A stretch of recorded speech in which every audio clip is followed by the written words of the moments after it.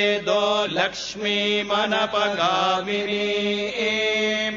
यस्याम् हिरण्यम् विन्देयम् गामश्वम् पुरुषाणहम् अश्वपूर्वाम् रथमध्याम् हस्तिनादप्रमोदिनीम् श्रियम् देवीमुपक्वये श्रीर्मा देवेजुषताम् कांसोऽस्मिताम् हिरण्यप्राकारामार्द्राम् ज्वलन्ते तृप्ताम् तर्पयन्ते पद्मे स्थिताम् पद्मवर्णाम् तामिहोपक्वये श्रियम्